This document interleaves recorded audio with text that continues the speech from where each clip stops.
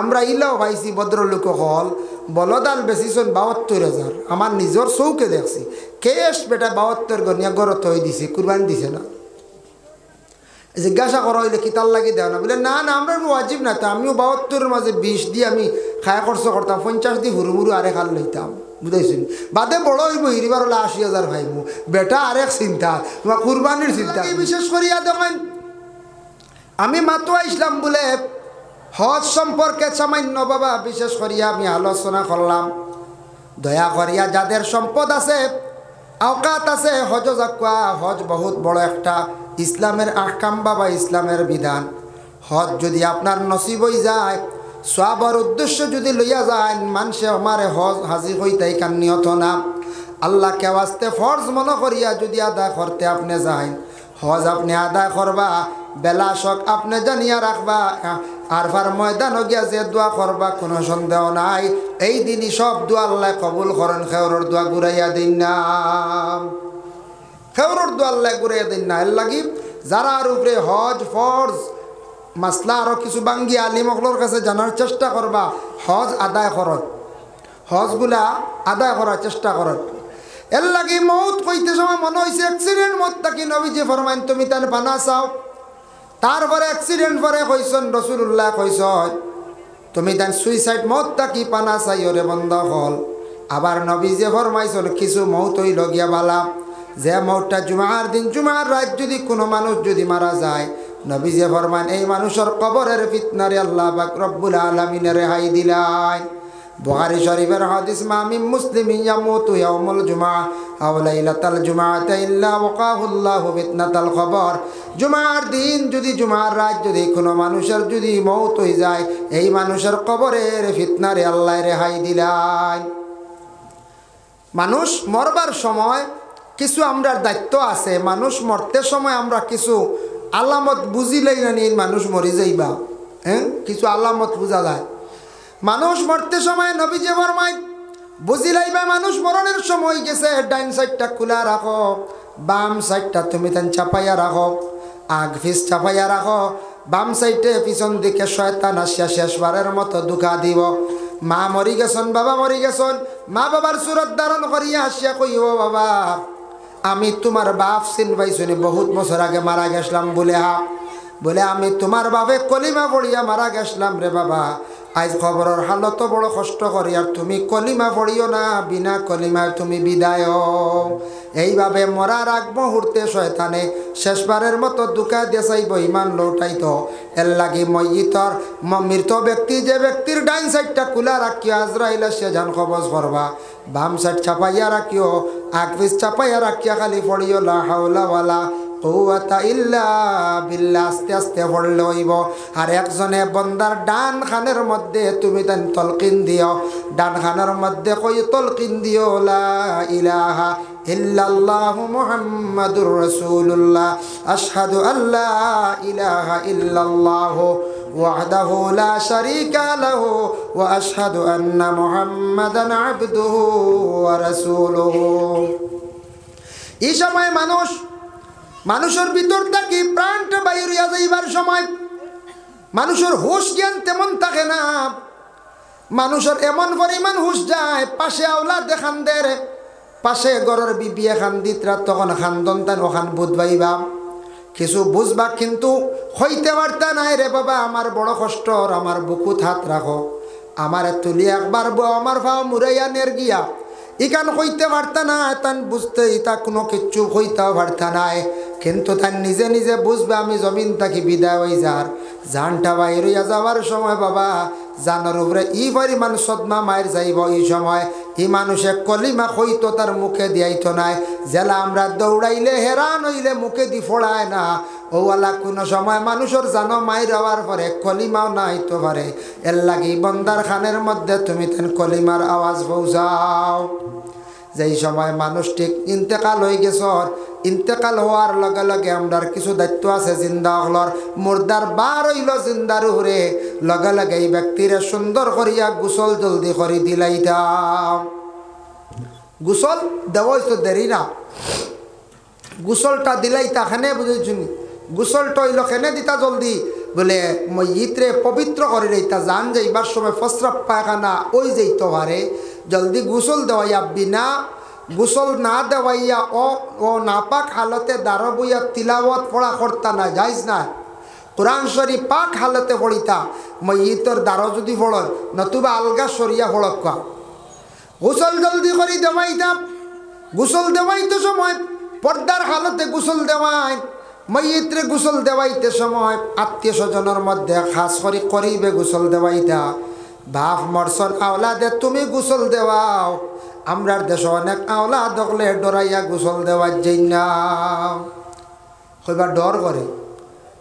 ডর করে বুঝিন বাপ মরসন আচ্ছা কোন চাই বাপরে আপনি জেলা মায়া করি আদর করি গোসল জেলা দেওয়াইবা ইলা আর অন্যওয়ালা বালা করি দিতেও পারে না দিতে পারে সেও কমই করতে পারে কিন্তু আওলাদে বালা করি কইব না বাপরে বালা করি গোসল খান দেব এর লাগে মা বললে আপন মেয়ে তান কিবা তো আপন মেয়ের ঘর নাতিন এরারে দিয়ে গোসল দেওয়া কোয়া বিশেষ করি আল্লাহর বন্দেগান কোনো তার প্রতিবেশী মহিলা আসন গরিব মহিলা হল আত্মীয় স্বজন মহিলা হলে কি করক মহিলার গোসল দিতা আর পুরুষে গোসল দিতা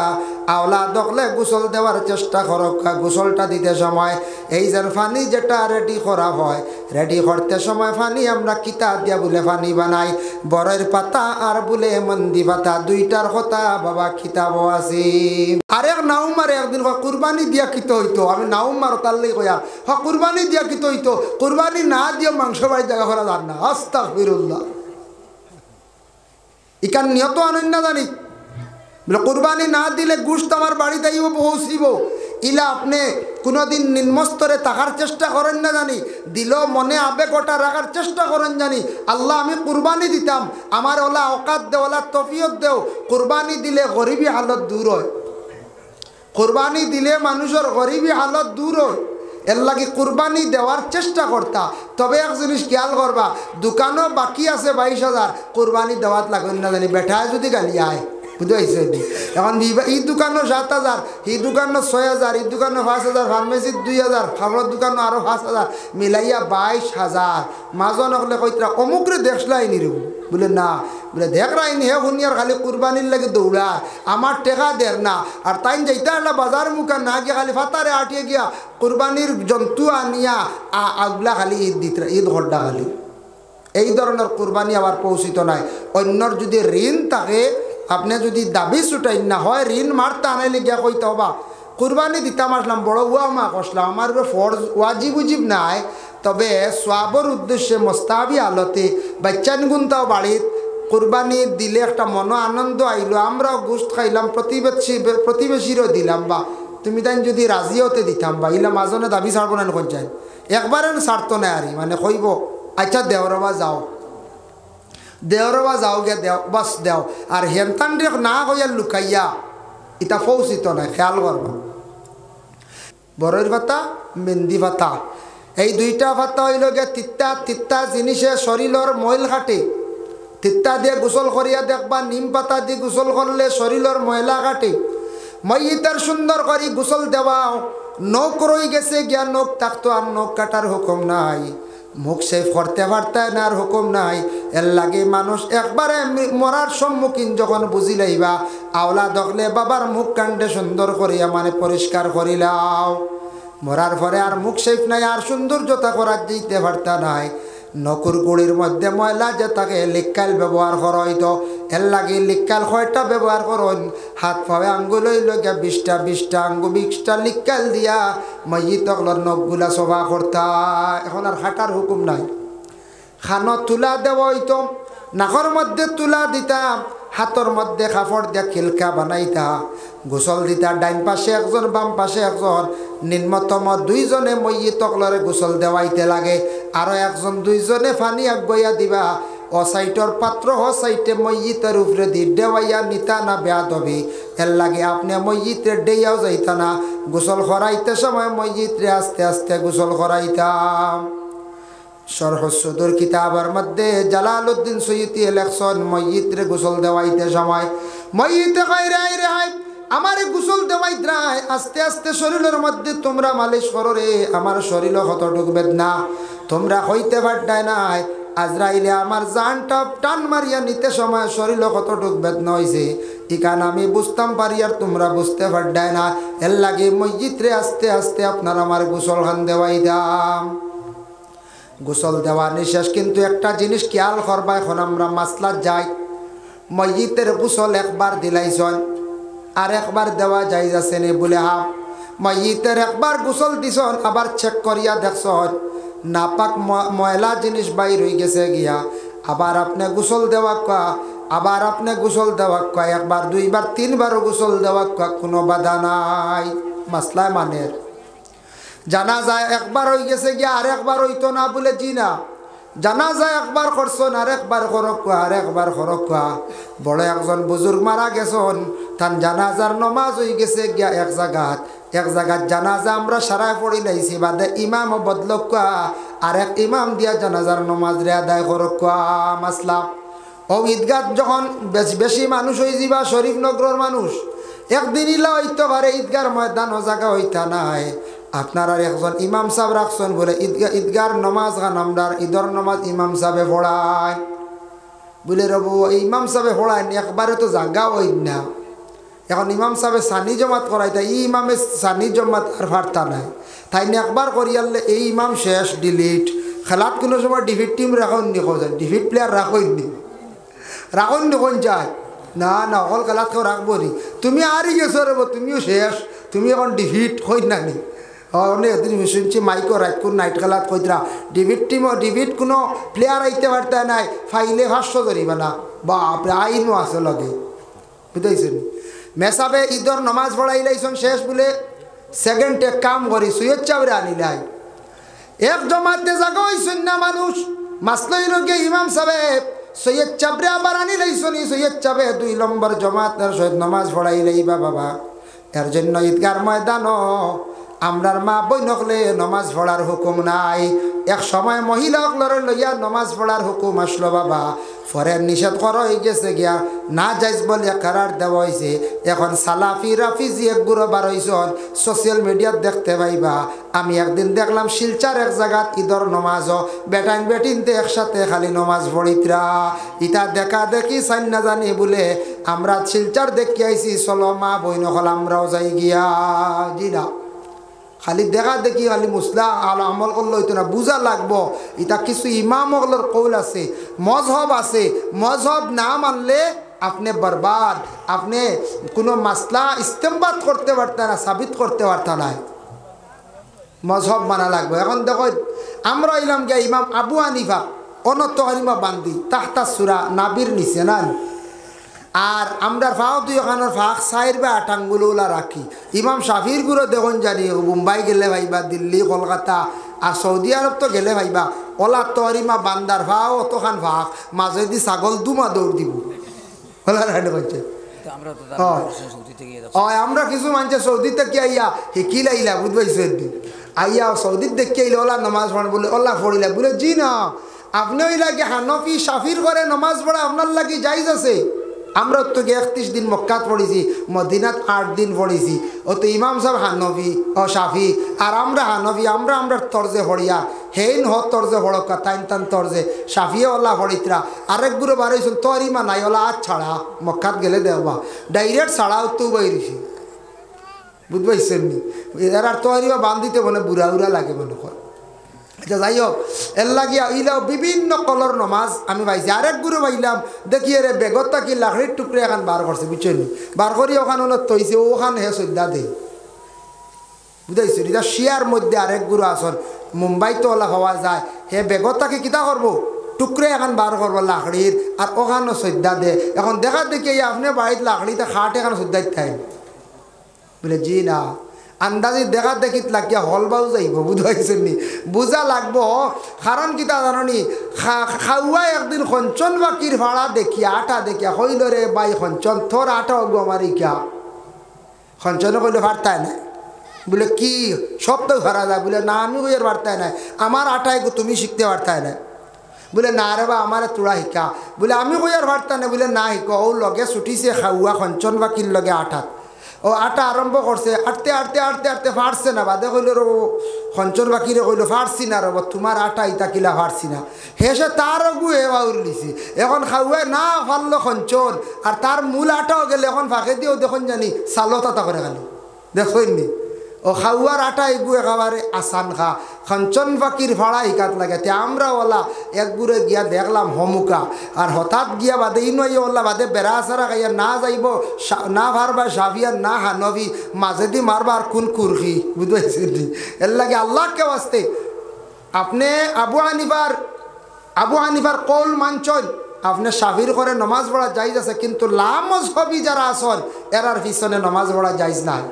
জানিয়া যাবা লামজহবি যারা মজহব মানে না, ইমাম মানে না, সাইদ ইমাম মানে না, ইমাম মহলের আহকাম মানে না, হুকুম মানে না, জানিয়া রাখবা এরার পিছনে আমরা নমাজ পড়তাম না, আমরা লাগে যাইজ না। যারা লামজহবি পাইবা এর লাগে ঈদগার ময়দানও সানি জম্মাত করা যাইজ আছে। মাসলা হইল ঈদগার ময়দানও যদি জানাজা করতে চান, কারণ বশত জানাজা আপনার আমার লাগি যাইজ আছে। জানাজার নমাজ ঈদগাত ফড়ো হয়, দেখছেন নাই ফড়া হয়, জানাজার নমাজ ফড়ক কোনো বাধা নাই, ফড়িতে পারবা কারণ বশত। তবে আম রেওয়াজ বানাইতা না। অন্য জায়গাত জানাজা করক্কা শহর ময়দান ঈদগাহ যেন ফার্মেন্ট করে নিতে ইলা না, আম রেওয়াজ না বানানি বালা, কিন্তু জানাজার হুকুম আছে। ইলা ইলে মানছে কইবার ও আমরা অন্য সাফে জনাজা করি, ই বাজু সারা আইবা হইলো জনজা লিয়ে যাই গিয়ে অমুক ঈদগাহ, ইগু আম রেওয়াজ হয়েছি মাঞ্চর আকিদ হয়েছি বলে খালি জনজা মনে অন্য করা লাগবে, বুঝাইছেন নিমাত। এর জন্য ঈদগার ময়দান যেখান ঈদগার ময়দান সানি জমাত জাইজ আছে, জানাজা সানি জমাত, সালিস জমাত, 3 জমাত, 4 জমাত জাইজ আছে, কোনো বাধা নাই। বহু বছর আগে আমার পুরা স্মরণে আন্না 1994 বা 92 না 94 মনে হয় বাসকান্দির আহমদ আলী সাহ মারা গেছিল, আপনারা শুনছিলেন? তাই মারা যাওয়ার পরে 94 না, আমি তখন নতুন মাদ্রাসাত ও বৎসরে এডমিশন লইছি। 94 স্কুল থাকি আইয়া ফার্স্ট এডমিশন লইছি, ও নয়া পাঞ্জাবির ঢুকছি বুঝাইছিল। তখন ওলা 407 না মেটাটু এখন আসলো, মেটাটু গাড়ি না মহেন্দ্র গাড়ি দেখছই না মনে হয়। এখন কুর বাইন যারা আসন হলে দেখছই না, যারার বয়স 25-22 মহেন্দ্র দেখছই না, বাদে তো বার হইল 407 মেটাটু ইটা গেছে কি আগে। যাই হোক ওই সময় মহেন্দ্র এখানে মনে হয় আমরা হুজুর হল বইছন বড় মানুষ আপনার সিটো আর মাঝে দি ব্রেঞ্চ চারাই আমরা ব্রেঞ্চও বইয়া গেছি। কইলাম বদরপুর এক জীবনে দেখি আইম আর জনজা দেখিয়া মানুষ আর মানুষ দেখছি। তখন খবর পাইছি জায়গায় জায়গায় জনজা করে করে লইয়া আইতা। তেইলাও বড় বড় বুজুর্গ হল মারা গেছেন, 2 জানাজা হয়েছে, 3 জানাজা হয়েছে, কোনো অসুবিধা নাই। মাসলাই লগিয়া ইমাম পরিবর্তন হইতা, ইমাম পরিবর্তন করিয়া